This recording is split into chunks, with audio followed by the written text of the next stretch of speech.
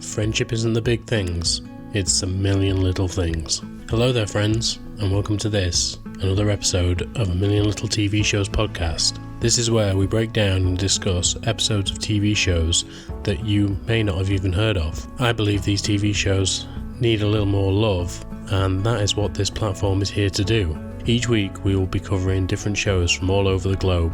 We'll be breaking down each episode, giving you the main highlights, and going through it bit by bit. But for now, I think it's best that we find out what's on the menu today.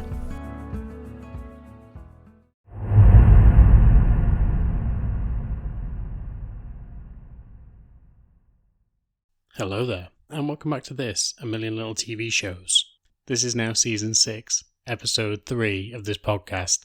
And as you were told in the last episode, we're going to be going back into Hannibal. Now, this second season of Hannibal has started off really well. Obviously, we know that Will is in jail due to the fact that people suspect him of all these murders that have been going on. Hannibal is out and free and still committing a lot of murder. The FBI are looking foolish, but then again, they are against a highly intelligent psychopath who they have let into their midst. And anyone that is now starting to suspect Hannibal, like Beverly Katz, is basically like a fly to a spider, just going to end up straight in his web. So that is where we're going to be picking up from episode 1. The last time we saw Hannibal, he just got into his house where Beverly was in his basement and she had discovered something. We're not sure what, we didn't see it, but she had discovered something down there. And then there was a chase, and we assume that Hannibal got hold of Beverly, or she shot Hannibal. Now, just a bit of business before we get into the episode. As you will know, I have started a Patreon, and over there I am going to be covering Game of Thrones. Now, hopefully by the time that this comes out, in fact it should be by the beginning of Season 6, I should have already got the first season of Game of Thrones up there. So you can go over, support this podcast, and go and listen to me talk about Game of Thrones. That side of the podcast is going to be called A Million Little TV Shows Goes Mainstream, because I'm going to be covering some of the big TV shows over there and then sticking to the smaller TV shows that, Hannibal wasn't small, but it didn't get enough love as far as I'm concerned, whereas Game of Thrones was pretty much beloved by everyone up until, season 6, 7 and 8. And of course, the other big news is that this podcast is now on YouTube, so if you enjoy YouTube, go over there and listen to it over there. It's just a listen, there's no watch along, so you can just go about your day without seeing my ugly mug on there. But that's it for the announcements, so let's get into today's episode. So this is Hannibal, Season 2, Episodes 5 to 9. Episode 5, Mukozuke. So we start the episode where we picked up from last episode, with the fact that Beverly's gone missing, but also the fact that Jack's wife tried to kill herself while in Hannibal's care, or at least in Hannibal's home. And so as Jack tries to come to terms with it, obviously he's at Hannibal's and Hannibal has cooked for him. Jack starts to ask him about whether the fact that she saw Hannibal as the executioner, and he said that as much as she did, he didn't see himself in that role, and as a doctor, he had to do everything in his power to try and help her. As a philosopher, however, he wasn't sure what he was going to do. But he tells Jack that he's more of a friend than a foe, and so that's why he ended up saving Bella. Jack thinks that Hannibal is a very good friend. Bear in mind, where we saw them at the beginning of this season, they were both fighting each other, so evidently that comes to a head. And then we see potentially why they end up coming to blows. Not for everything else that happened during the season, but this is one of the most creative and inventive ways of showing death on screen that I've ever seen. Freddie Lowndes is being called to the observatory, where they found the hand of Miriam Lass the previous season. This time, as she heads upstairs, gun drawn, because she doesn't know what she's getting herself into, she finds what looks like to the viewer a bunch of Perspex boxes.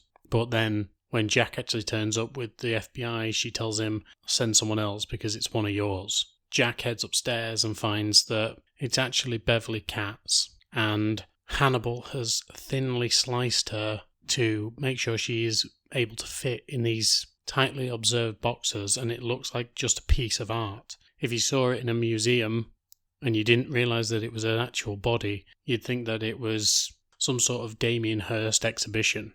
But it seems like Beverly has been cut in half, and then and then one half of her has been sliced up over and over again, and each slice has been put in between two pieces of perspex. It is gruesome. It is one of the most crazy things I've ever seen, and the reveal is horrendous because it starts off with what looks like Beverly in a box, and then the camera moves to the side and you see each individual slice of her. One of the craziest things I've ever seen on TV, but incredibly inventive. And so now it's Jack's time to tell everyone else. He has to tell all Beverly's colleagues that she's no longer with them, but also he has to tell Will. And of course, Will knows that Beverly was going to go looking for more evidence, even though he wanted her to go and see Jack and tell him what she knew.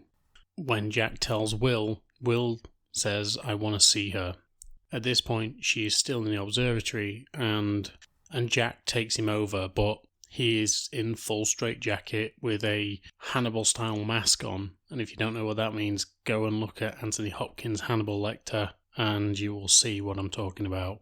And so when they get there, Jack tells everyone to clear out, and he lets Will loose on the scene, while having a gun drawn on him at all times. Will looks at the evidence and pictures what happened. Basically, he thinks that whoever did this, the Chesapeake Ripper, the copycat, basically had got behind Beverly and managed to choke her out. He then froze her, and then with an industrial saw managed to cut her into pieces, and that is how he got her so perfectly aligned. Will tells Jack that it was the Chesapeake Ripper, and it was the copycat killer. But when Jack asks, who is it? Who is this person? Will says, just like Beverly, you're going to have to figure this one out on your own, Jack. Because here's the issue with all this. Jack all along has been told by Will that the Chesapeake Ripper is Hannibal, that the copycat is Hannibal, and at no point has he listened to Will, so why would he listen now? Once Will goes back to jail, he ends up talking to Dr. Chilton. And while he does, Dr. Chilton is talking about the Chesapeake Ripper as well. And he says, do you think this person is the Chesapeake Ripper? And Will tells him, you convinced Abel Gideon that he was the Chesapeake Ripper. And right now, the only two people that could tell you who the Chesapeake Ripper is are me and Abel Gideon. You're going to have to uncover it for yourself who it was who did this, because you could finally be the one who catches the Chesapeake Ripper. And this is exactly what Dr. Chilton wants. He wants the fame for doing something like this. Even though Dr. Chilton has essentially described Hannibal when he talks about the Chesapeake Ripper, he's told Will that the man who he's seeking is highly educated, is a surgeon of sorts, and yet he hasn't suspected the one person that links everything, which is Hannibal. Speaking of Hannibal's surgeon background, the investigation team that Jack employs at the FBI are now going to have to look for evidence on the body to see if Will was right. Will has essentially told Jack that there will be something missing from this body. There will be an organ missing. And now we just have to find out what it is. Jack tells his tech team to start looking for evidence, potentially anything that is missing. However, they don't find something that's missing, they find something that has been replaced. Beverly's kidneys have actually been replaced by the kidneys of the mural killer. And it's at this point that we find that Hannibal is currently making a pie out of Beverly's kidneys. Will has requested that Abel Gideon comes back to the mental hospital so that he and Will can both have a chat about who the Chesapeake Ripper is. And while they do so, Gideon is very evasive as to who it actually is, even though Will tells him that I may have come after you to kill you, but it wasn't me who actually went. Someone sent me. Chilton, however, goes to see Hannibal, and Hannibal asks about why Abel Gideon has been brought back. And Chilton tells him that he feels that Will could benefit from Abel Gideon being there because of that exact reason. Will was sent out to kill Abel Gideon, but he doesn't actually remember doing so. And so Will must have been in a trance-like state, put on by somebody else. And so Hannibal asks if he can meet Abel Gideon. And when he does, Abel Gideon essentially pretends that he doesn't even know Hannibal. And even though Chilton's listening in, he doesn't really gain anything from this. After Hannibal meets with Abel Gideon, he goes outside, and in what is the worst bit of paparazzi I've ever seen, Freddie lounges outside and she just takes a bunch of pictures of Hannibal. Now, we know that she's going in to see Will, because she states that she is, but it just seems very odd when she stood outside and just taking pictures. It's a really funny scene because the way that it's shot, it feels like it is sort of a paparazzi, she's trying not to be seen kind of thing. But then she's literally just stood out in plain sight. However, when she gets inside, she speaks to Will, and Will tells her that he needs to speak to this killer, this person who killed the judge and killed the bailiff, because he needs to get a message to him that he wants to talk. And he tells Freddy that he wants to use her website to do so, because Tattle Crime seems to be where a lot of the killers have been getting their information from when it comes to these crimes. And so she agrees, as long as Will gives up his story to her and she has the rights to it, which he tells her he's absolutely fine with.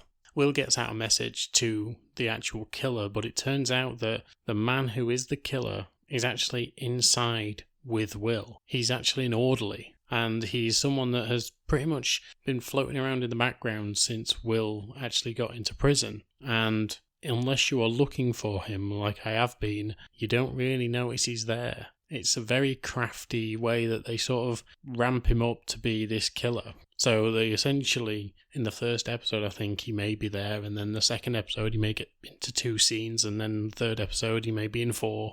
And it's just the way that he's sort of edging his way forward into the scene, and then all of a sudden he's revealed as this killer. But he didn't kill the judge, he only killed the bailiff. And so when he does speak to this guy asks, "Why did you want to speak to me?" And Will tells him, "I want you to kill Hannibal Lecter." And as this kid walks away, we see that Abel Gideon hears the whole thing. Alana comes to see Will because obviously she's seen the Tattle Crime interview that Will has done with Freddie Lowndes, and she can't believe it. This isn't Will. This isn't what Will does. He hates Freddie Lowndes for the kind of trash that she peddles. And yet, he's done this interview, so it's very much out of character for him. After she's spoken to him, she sees that Abel Gideon is now back at this facility. And when she speaks to Frederick Chilton, she tells him that she wants to speak to Gideon. Gideon tells her that she needs to save Will from himself right now because he may not be a killer, but he's about to be. Obviously, he heard the conversation and knows what's going on. And so now it's a rush against time to find out where Hannibal is. She takes Jack to Hannibal's place and they search where he could be. Hannibal, however, is just out swimming. He must be down at a local pool or something. But while he's there in the pool, the orderly turns up and uses a dart gun on him to ensure that he passes out. When Hannibal eventually comes to, he is strung up by his neck with a pole holding both arms out, stood on a bucket, while his wrists are shredded open. And so the choice is either kick the bucket from out underneath you and hang yourself, or continue to bleed out. And so while he's inquiring about the deeds that Hannibal has done, for instance, is he the Chesapeake Ripper? Did he kill the judge? Hannibal isn't giving him any answers, but through his eyes, he is, because his pupils are dilating whenever he is remembering doing these things, which the orderly is picking up on. Jack and Alana arrive at the pool due to the fact that they've triangulated where Hannibal's phone is, and when they arrive, Hannibal shouts to Jack that this guy has a gun, and Jack shoots him dead. But just before he dies, the orderly kicks the bucket, and Hannibal is hanging before Jack manages to run over and keep him aloft, while Alana gets an ambulance. Episode 6, Futamono. After the events of last episode, Jack goes to see Will to ask him what the hell he thinks he's doing, due to the fact that obviously Hannibal nearly died. But Will tells Jack that he knows that Hannibal is the Chesapeake Ripper, and he can prove it, because whenever Hannibal is about to have a dinner guest or a big get-together, we find more and more people dying, as the so-called Chesapeake Ripper keeps running through victims.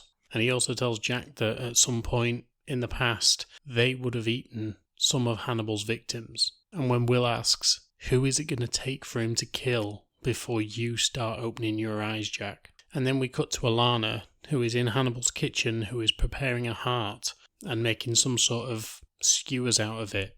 And while he tells Alana that he feels skewered by what Will has done, and he's acting like he doesn't seem to know Will anymore. And we see that Alana has a lot of sympathy for Hannibal at this point. I mean, obviously she doesn't know what he is, and has essentially just seen him near enough killed. so of course she has some sympathy for him, but she also needs to be careful. And just as we find out that Hannibal is preparing to have some sort of feast, we also find out that there is a new victim, and it is absolutely incredible what they've done with this victim. They've literally wired him into a tree, like the tree has essentially grown around this person, and the vines are going through his body at certain points, as if he has been grown into this tree. And it's in the middle of this car park where the ground has been broken open, and it looks like it's been put there, but it also looks like it's been there for years. And then not only that, we've got this guy who has been opened up, and there are flowers in place of his organs apart from his lungs, which are still there. Each one of the flowers is poisonous in some way, and Jack believes that whoever killed this person believes he was poisoned too. Jack heads over to see Hannibal because at this point he still trusts in Hannibal, but we can only assume that he has started to be a bit suspicious of him due to what Will has been saying all along. So he starts to tell Hannibal of what's been going on with this killer, and Hannibal stops him and says, I can't deal with death anymore, I can't listen to this, I'm done with helping you at the FBI, but however I am going to have a get-together to try and rid myself of all this death. And he asks if Jack will attend the dinner party, and of course Jack accepts. But knowing what Will has just said, it may be under different circumstances now. Both Gideon and Will are in their cells, and they are talking to each other, and obviously Chilton is listening in. Now I just want to say something about the shot of this, because it is very cleverly shot. They're both on the opposite sides of this adjoining wall, but in the adjoining wall is a gap, and through the gap we just see some sort of rodent running up and down the wall. However, while Will and Gideon are talking, Will manages to get out of him that he was in Hannibal's place, and he saw Hannibal's reaction about the Chesapeake Ripper, and that Hannibal essentially avoided the question, but essentially it told Gideon to go and kill Alana Bloom. And so Will tells Gideon that he needs him to tell Jack this. But of course, Chilton is recording everything. I mean, even when he heads over to Jack and tells him what's gone on, shows him the tape, Jack still thinks that Gideon is insane, and Will could potentially manipulate him as Dr. Chilton did previously. And even though the evidence is right there in front of him, he cannot accept it just yet. But he obviously knows that Hannibal is having this party, and all evidence is now pointing towards the potential that Hannibal could be a killer. Dr. Chilton, however, tells Jack that he is so pleased that he can no longer digest animal proteins due to what happened to him when he had parts of his body taken out of him, essentially, because now whenever he visits Hannibal, he can only have salads. The only person who is now not suspecting of Hannibal is Alana Bloom, and when Jack goes to speak to her, she essentially says that she doesn't think that Hannibal is capable of any of the things that Will is accusing him of, and she seems to very much stick by the fact that Will is not in his right mind anymore. Jack goes to see Abel Gideon, and when he does, Gideon essentially tells him that Lecter isn't the man you're looking for, but also that Jack is looking in the wrong places when it comes to who is doing all the manipulation around here. It's got nothing to do with Hannibal or Will, in fact, but essentially Dr. Chilton is the one who is pulling all the strings. As Gideon is taken away and taken back to his cell, he starts to run his mouth about the woman who he killed originally. Not his wife, but the nurse that he killed in the hospital. And as he does, the orderlies in there don't take too kindly to it. They beat him across the face and throw him down a flight of stairs. At the party that Hannibal hosts, he's obviously put on a good spread, because back at the FBI offices we see 3 more bodies pulled into the morgue. And when Jack arrives at this party, Hannibal greets him and he tells Hannibal that he can't stay. He's pleased to be there, but unfortunately he can't stay. He has work to do. And Jack asks whether he can take some food with him. Hannibal says that he will get a plate made up for him, but Jack tells him no. Just bring me a container and I will pick off the food that I want right here. And Hannibal's face is a picture. He can see that he has pretty much been caught, or at least that Jack is suspecting him of these crimes. That night, once the party is over, Jack has obviously been back to the FBI officers and dropped off this food, but Alana has stayed with Hannibal. She tells him that she can't believe that Jack is treating him this way. And what's even worse is that Will has been the way that he has been. She tells Hannibal that she has cut off all contact with Will, and that maybe they need to stick together, her and Hannibal. As the night wears on, they end up sleeping together, and then later on that night, Hannibal wakes up. He sees if Alana can be woken from her slumber, and she can't, thankfully. He goes over to her side, wipes the glass down that she's been using, which we can only assume has been laced with some sort of sleeping agent, and then he heads to the hospital, because that's where Abel Gideon has been taken. The next morning, Gideon is gone from the hospital, and in his place is one of the men who tried to kill him, and he has been strung up with all kinds of fishing lures, just like what Will made. Jack goes over to see Hannibal and inquires where the hell he was last night, but of course, Hannibal has an alibi, and when Alana pops her head out and says, "He was with me," Jack knows that Alana is the one person that he can trust in this, and that if she says that he was there, he must have been there. After Alana leaves, Hannibal starts preparing another meal, and this is where it's revealed that Hannibal was the one who took Abel Gideon back to his place. It would seem that Gideon has broken his back, and there is no way he could have gotten out on his own, and so it would have been Hannibal that helped him. Hannibal starts to serve him a meal, and it's here that it is revealed that Hannibal is serving Abel Gideon his own thigh, as he has cut it off and cooked it in clay, and essentially he will be keeping Abel Gideon for the foreseeable future. The food that Jack took from the party seems to be exactly what Hannibal said it was. It was Wagyu beef and lamb and whatever else it was. It was impeccable food.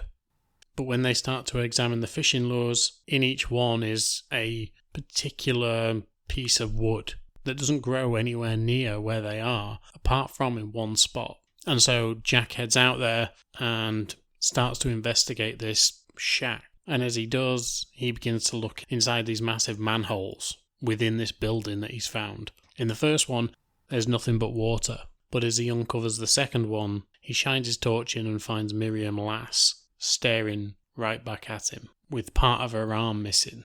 Episode 7, Yakimono. With Miriam being found, Jack takes her to the FBI officers and she is processed. Obviously, she's been there for quite a while and there is quite a lot of evidence on her.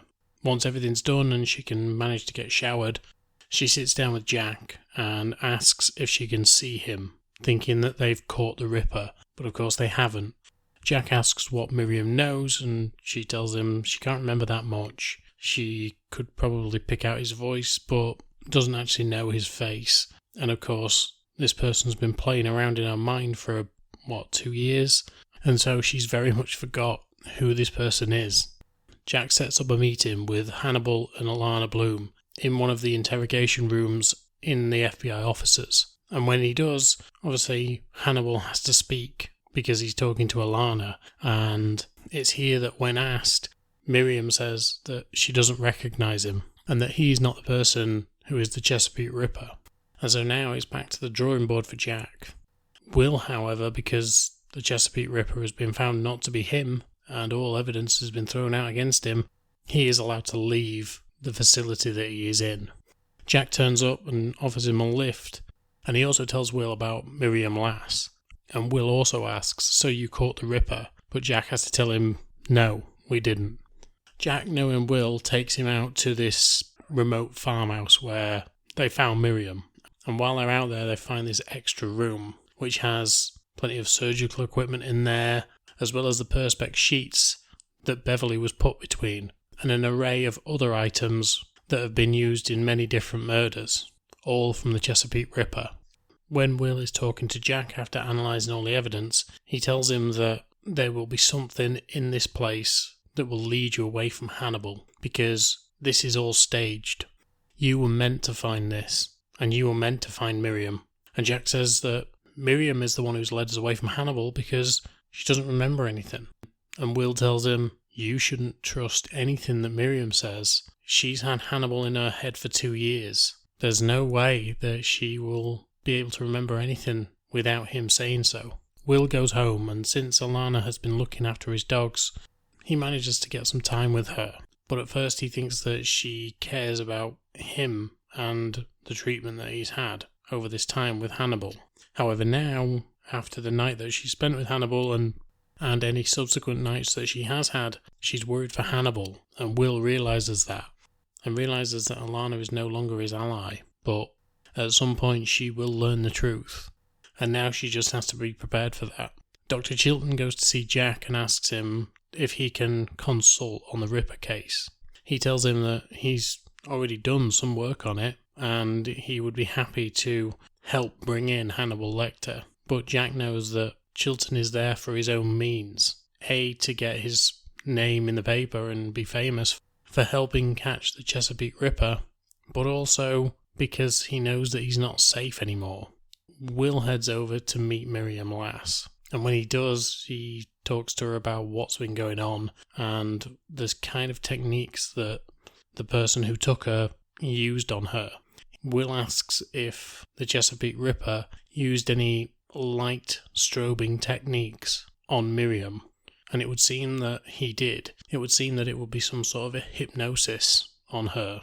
And finally Will goes and sees Hannibal. After all this time out, it's surprising that it took him this long. And when he does, he waves a gun in his face and tells him that he was interrupted the last time that they were together in this kind of situation, and that he's happy to finish the job now. However, Hannibal tests him and tells him, "Don't you want to find out how this all plays out? If you shoot me now, you don't know what's going to happen." And that's the most intriguing thing to Will, and he leaves Lecter's place with the gun in hand. Jack and his team begin to look at the evidence and find a fingerprint of Hannibal Lecter from the shack that they found Miriam Lass in. And of course, since Will said that it would take them away from the Chesapeake Ripper, any evidence that they found, Jack needs to start rethinking who the hell the Ripper is. Jack has also taken Miriam to go and see Dr. Lecter, and while there he has done a memory technique on her and tried to figure out who the Chesapeake Ripper is and what her last memory was before she made that phone call to Jack. And all she can remember is something called the Wounded Man, which is essentially the drawing that Hannibal had on his desk when she first turned up. And it is of a man with several different implements sticking out of his body, which was also one of the killings that the Chesapeake Ripper did. And that was just before Miriam was taken. Some of the other evidence that the FBI guys have found include chemicals that Dr. Chilton used on both Will and Abel Gideon. And since both of them have been under the care of Dr. Chilton, it could be that neither of them would have actually pointed to him because he's manipulated them. And so since Jack can't decide, obviously he has hitched his wagon to the fact that it's Hannibal, but now other evidence is contrary to that. He sends some people out to go and bring in both Dr. Chilton and Hannibal Lecter. We see Dr. Chilton arrive home. He walks through his house, but he keeps hearing a beeping. And as he heads downstairs, he finds a body hooked up to heart monitors, which is just flatlined. And there he finds Abel Gideon cut up into bits. A lot of paraphernalia around him would help him cut up bodies. And when he tries to run upstairs, he falls over some bags as if he is fleeing the scene. It's at this point that Hannibal makes himself known. He chloroforms him, and just at that point the doorbell rings. Hannibal then walks over to the door, opens it, and when Chilton wakes up, he finds both FBI agents dead in his kitchen. One which has been killed in the same way as the Wounded Man. Chilton does exactly what Hannibal says and runs. He runs to Will and hopes that Will can try and help clear his name. By this point, the FBI have become suspicious of where Chilton is and their staff, and have gone out to where Chilton lives. And there they find these two bodies, the body of Abel Gideon, and a multitude of other things. And so Jack starts putting some pieces together and realises that before Miriam Lass, before Will Graham, before Hannibal Lecter, Frederick Chilton was always on the Chesapeake Ripper case, and the puzzle pieces have started to fall together. But of course, Will has already spoken to Jack, and Jack is on his way to come pick up Dr. Chilton, who just wants to leave the country. Chilton is taken into custody, and they use the same technique that they did with Hannibal, and they have him sit down with Alana Bloom. As he does, Chilton begins to talk, and behind the glass, Miriam begins to listen, and at every point, all she can hear is the sound of the voice that kept her trapped for so long. She breaks down and Jack takes hold of her.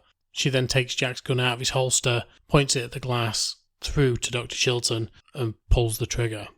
Chilton takes a shot to the face and falls to the floor. Hannibal, however, is sat in his study and he's waiting on someone. At that point there is a knock at the door, and it's Will. It appears that Will is taking up the usual time slot that he always took and has come to see Hannibal.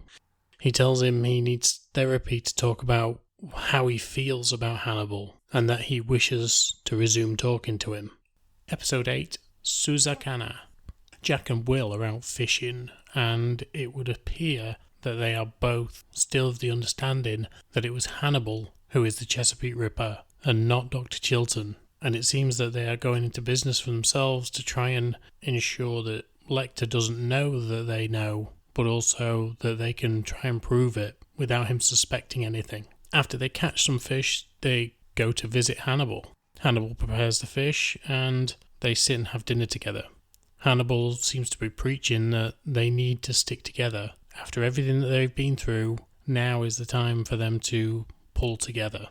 Because essentially, Hannibal believes that the Chesapeake Ripper has been caught.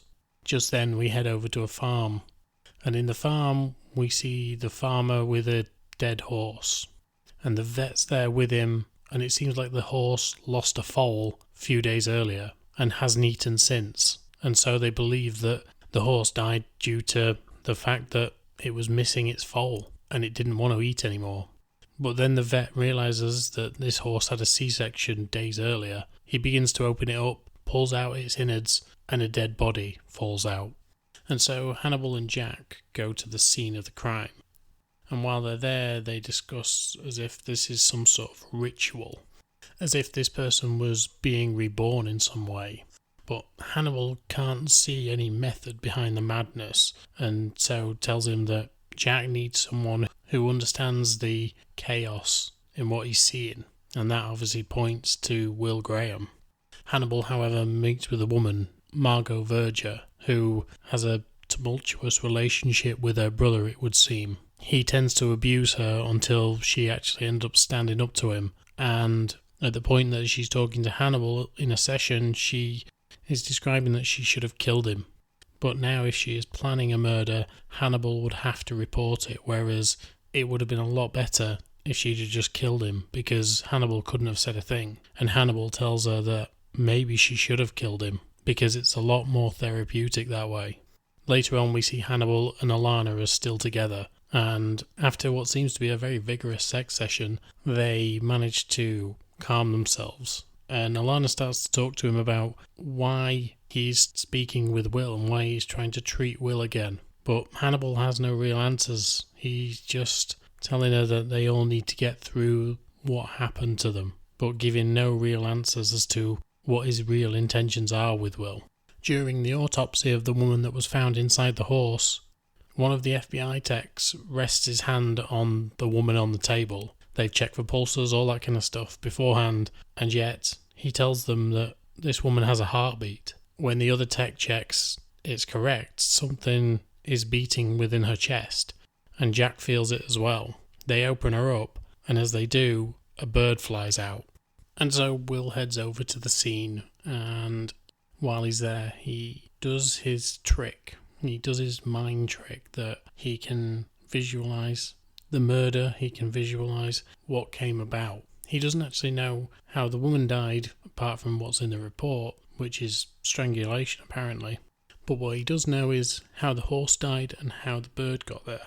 And so he relives that part of it. When he tells Jack about how they were trying to get this person to be reborn, much like Hannibal said, Will tells Jack that whoever it was knew the person and knew the farm and knew a lot about the day-to-day running, whether he was an ex-employee or a current one. They managed to track down someone who has had an incident at that farm, and they head over to speak to him. But when they get there, they realise that the incident this guy had was actually that he was kicked in the head, and so a lot of his motor functions aren't firing on all cylinders. Will recognises truth of this, and both he and Jack treat this guy with the gentlest of touches. But Will can see that this guy is distraught when he sees a photo of the woman who was the victim. But Will is unconvinced that this is the actual killer. He believes that if this guy had anything to do with it, he was covering up for someone. Will goes to see Hannibal, and Hannibal tries to dismiss the fact that he has manipulated Will in the past. But when Will calls him out on it, Hannibal says, well, let's talk frank then. Let's talk properly. And asks, first of all, why did you restart therapy? To which Will says, well, the stuff that's going on in my head, I can't just talk to any old therapist, because everything that's in there is pretty fucked up. Hannibal then asks, if you were to kill me, how would you do it? And Will answers, with my bare hands. And finally, Hannibal asks, am I still in danger from you?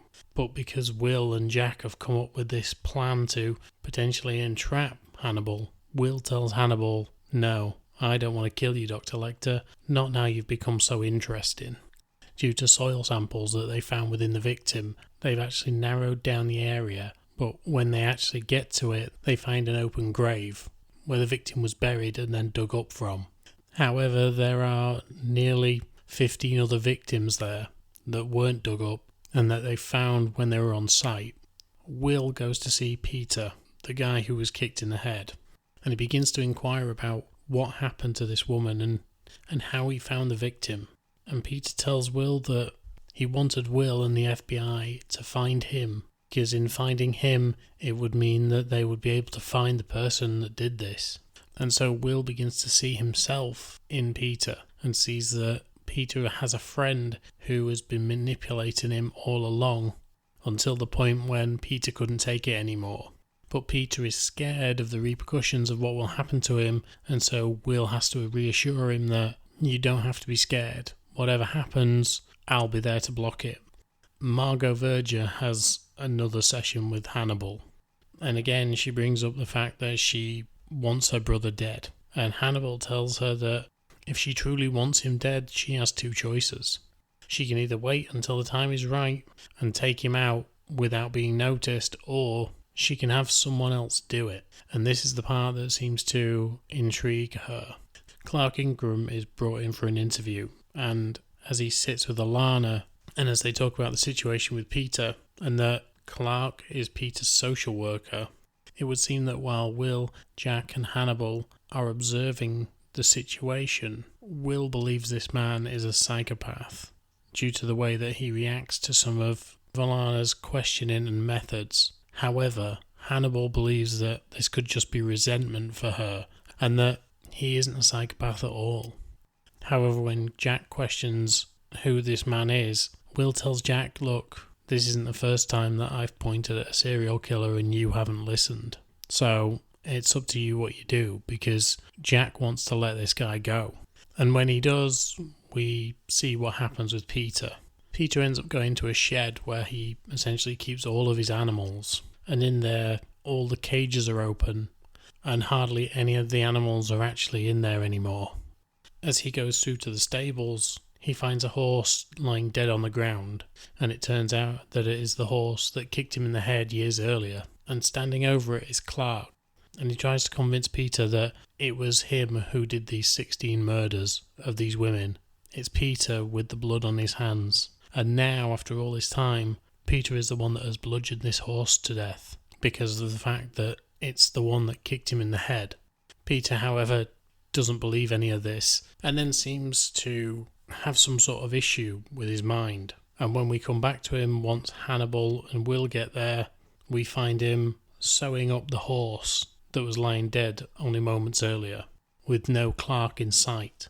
Will takes Peter out of the room and tells him, this wasn't your fault. He made you do this. He made you kill him. But Peter tells him, no, I wanted him to experience suffocation. I wanted him to experience what he did to those people, but I didn't kill him. At that point, we see the horse moving from the inside as fingers poke through and rip the horse open. Out spills Clark into the stables where Hannibal is stood. Clark picks up the hammer and is about to head towards him when Hannibal tells him, "I wouldn't do that if I were you." And at that point, Hannibal moves out of the way and Will is stood behind him, holding a gun. Clark drops the hammer and mistakes Will for an officer, but when he finds out that he isn't, Will just says that he's Peter's friend and tells him to pick up the hammer, essentially so that he can avenge Peter. But Hannibal knows what's going on here and knows that he's only doing it for himself, really. Tells him that if you're going to do it, make sure it is for you and not for Peter, not for anyone else. If you're going to do this, do it, but don't lie to yourself. But just before Will pulls the trigger, Hannibal grabs hold of the gun, stops the hammer from going towards the bullet, and stops Will from killing Clark. He tells Will that as much as he has tried to analyse him over the years, there's always Will's nature to contend with, and that is always going to be a surprise. Episode 9, Shiizi Kana. Will has been having strange dreams about Hannibal. Not that he doesn't have strange dreams about Hannibal anyway, but they're stranger than normal. And he ends up tying Hannibal to a tree to try and get a confession out of him before having the stag that has plagued his dreams pull on a rope that is tied around Hannibal and essentially tearing him limb from limb. Jack, however, is having dinner with Hannibal because, Hannibal has to have dinner. And while he does, he prepares this, what looks like a delicious omelette as far as I'm concerned. But it's obviously got a fancy name. And Jack begins to inquire about Will. He tells Hannibal that he is a little bit concerned about his situation. But Hannibal tells him that he can no longer discuss Will with Jack because Hannibal isn't employed by the FBI anymore. And Will is a private patient, and so he has no obligation to discuss Will with Jack. And Jack just has to accept the fact that he can't get the information anymore. It's then that under the moonlight, a trucker heads back to his truck and we see something scale the cab and then get onto the roof of the truck. The driver gets out to go and have a look what's going on and can't see anything. It's only when he goes to get back in the truck that all of a sudden what seems to be a supernatural creature grabs hold of him, pulls him onto the roof and kills the truck driver. And as we see it, it looks like some sort of hell beast that is feasting on him. Will has a therapy session with Hannibal, and as he does, he starts to remember the feeling that he had when he killed Garrett Jacob Hobbs. And he says that he missed the opportunity to get that feeling back when he almost killed the man from the previous episode, the social worker. But Hannibal at first thinks that when Will says that he made a mistake, that Will is talking about the fact that he did pull the trigger. But essentially Hannibal thinks that it's a good thing, but Will says, that's not what I regret. I regret not finishing the job, because that way I could have felt the way I felt when I killed Garrett and when I thought I killed you. And so now it's as if Hannibal is giving him that sense, that state of mind to go out there and kill more. And if there's nobody by his side, and then he'll just do it. Hannibal was there this time and managed to stop him, but if Hannibal's not there, Will is, in Hannibal's mind, out of Hannibal's control, and therefore will potentially kill. Will meets Margot outside, and she asks if he is a patient of Hannibal's. He says that he is, but she asks whether she knows him, and he says, I'm the one that didn't kill all those people. And she puts two and two together and realises this is Will Graham. And when she heads in to speak to Hannibal, and he is once again talking about her potentially getting away with murder and killing her brother, she inquires as to the type of therapist that Hannibal is. That if he's willing to let her get away with murder and encouraging her to, then what will he have Will Graham do? And she seems to think that he is using Will in an interesting way, as he is potentially trying to use her. And so, with this dead body now being found, the FBI are mobilised and Jack's team heads out. Both Will and Hannibal are at the scene, and while the investigation team are telling Jack about the scene, which is still on the roof of this vehicle, they're essentially saying that nothing has been removed from this body. Essentially, whatever it was that ripped this person apart just killed them. they didn't actually eat anything, which is highly unlikely for an animal, although it looks like an animal has been at it, like a bear or a wolf. So now both Hannibal and Will believe that Jack should be searching for someone who has trained an animal to do this, that this animal won't eat because it's hungry, it will just kill on the command of its master. But how do you train a wolf or a bear? And so Will heads over to speak to Peter from the last episode, who knew a hell of a lot about animals, and he's now in an institution, but seems to be roaming around free in there. And so while he talks to Peter, he has pictures of the bite wounds, and he asks him, what did this? Was it a bear or was it a wolf? And as Peter studies, he says it's one or the other. It could be a bear or a wolf. But he tells Will something very interesting, and that is, whoever did this, or whatever did this, don't blame the animals. Animals kill to survive. It's only people that kill for fun. And it's at this point that Will realizes that this might not be an animal at all. And then we see this very man. He seems to build his own suit from what looks like a skull with actual teeth in it. And then we end up seeing how he picks his victims as he heads off to the edge of a party and sees two people leave it. And he stalks them through the woods wearing this suit, and also he looks to be running like an animal. And as he heads over, he swipes at the man, cuts him open, and feasts on him, or at least mauls him, before heading after the girl, tracking her down and mauling her too, severing limbs and taking pieces off of their bodies. It's a fairly brutal attack, and when Will turns up the next day, he tells them of his theory that this man has some sort of engineering background, that he is building his own monster. And it isn't an animal at all that is killing, it is just a man, but he wants to be an animal. And so while they're examining the evidence, they begin to start looking into what sort of animal would have done this. It seems that the skull that the injuries are based on is around about 28,000 years old, and so it wouldn't even exist anymore. But another interesting point that they actually mention in this is about direwolves, and I had to bring it up because obviously I'm covering Game of Thrones on the Patreon, so if you like Game of Thrones, please head over there. That'd be a massive help.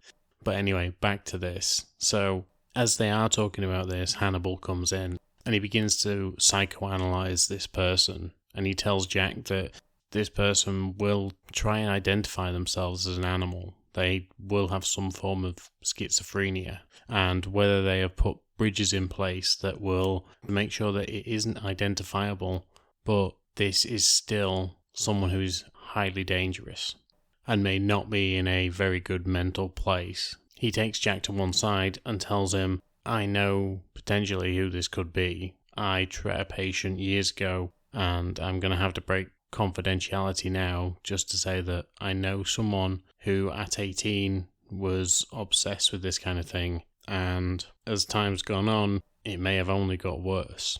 And it's then that Hannibal actually goes to see his former patient at the Natural History Museum, where he deals with old animal bones. And so we can see where he's got access to ancient skulls. And Hannibal warns him that the FBI are coming for you. They will find you because of the way that you are conducting yourself. And when they do, you need to listen to me and do what I say. And so it seems that Hannibal is going to be coaching this guy into either proving that he is schizophrenic and therefore will need some sort of psychiatric help instead of just being a murderer and going to jail and probably ending up in the electric chair or with a needle in his arm. And so this guy, Randall Tier, does exactly that when both Jack and Will turn up, because they can see that this guy has the engineering background but also the equipment to make this essentially monster come to life. And so he tells them exactly what Hannibal has told him. He says that therapy worked for him and that he is taking his medication and that he is socially active, and whatever was wrong with him before is no longer a part of him. That night, however, when Will is at home, Margot Verger turns up at his place, and she comes to ask for a character reference when it comes to Hannibal. And she asks if he thinks that Hannibal's treatment is sort of unorthodox, because her trauma is that she tried to kill her brother, and now, essentially, Hannibal is telling her, if at first you don't succeed, try again. Whereas, obviously, that isn't the advice that he's giving to Will, because the person that Will tried to kill was Hannibal. And so when Will goes to see Hannibal, he inquires about if patients start to talk about what Hannibal was prescribing for them individually, what sort of stories and what sort of issues they may come up against. Because obviously he knows that he and Margot are being given different advice, and so he wonders what advice Hannibal gave to Randall Tier.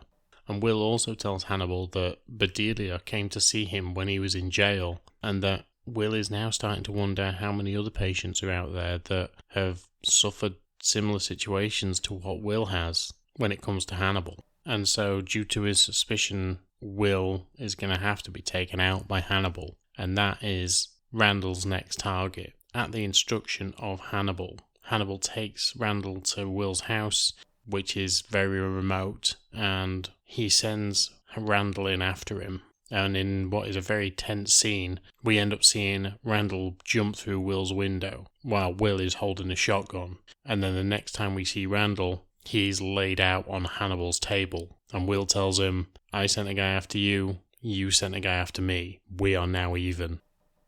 So, very similar to the first season, the murders that happen, the spectacle that happens throughout is just mind-boggling. Some of the stuff that they creatively come up with for the show are insane, and yet the worrying thing is that they'll have probably come from real killers or the imagination of real killers, and therefore people have tried this shit before. And so it's just one of the craziest shows I've ever watched, but I fucking love it. It's so creative and so just inventive at times when you see all the different ways that they try to have people killed. Now, one thing that I've got to say is the fact that there aren't enough female serial killers in this. Now, I know that the ratio is massively different when it comes to females versus males, but I just feel like maybe one or two could have been thrown in here. Give Alana a bit more, give Bedelia a bit more when it comes to analysing female characteristics in serial killers. But as for this, it's mind-blowing how good it is. I like the fact that they've teased out the fact that Margot's brother is going to be coming into this. And if you've seen the films, you'll know of Mason Verger, who was played by, I think, Gary Oldman in the film. But in this, he hasn't appeared yet. And I think Catherine Isabel, who plays Margot Verger, plays her beautifully. She is so well cast for this kind of show. She did a lot of horror-type films back in the early 2000s. I remember watching her in a trilogy called Ginger Snaps, and she was brilliant in that. And it's a very low budget sort of film, but it's very dark and gothic, and it's about werewolves, and it's really fun. So yeah, I think it was good to have her in this kind of role. She plays it really well. As for today, I think I'm done.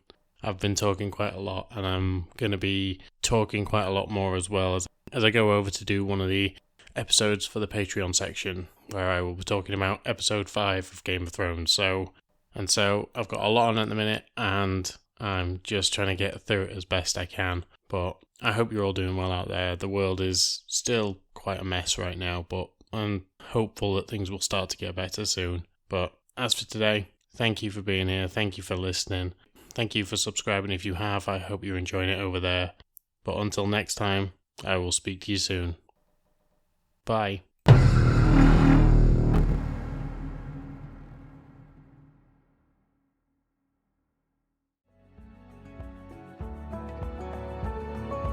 And that is it for now, amigos. And yes, I am as angry as you are at me for that sentence, but I hope you enjoyed the show and had some fun along the way. It means a lot that you are listening and supporting me. This is an independent podcast after all, and it doesn't get a lot of backing, so it's great to know that you're out there, you're listening. And if you want to come talk to me on any of the platforms I'm on, just come say hi. I'm on Instagram, I'm on Twitter, and I'm even a little bit on TikTok. I don't post that much, but I'm on there. And you can also drop comments in the comment sections on any of the platforms: Spotify, Apple Podcasts, Podbean, wherever you get your podcasts from. But as always, thank you for your time, and I will speak to you soon.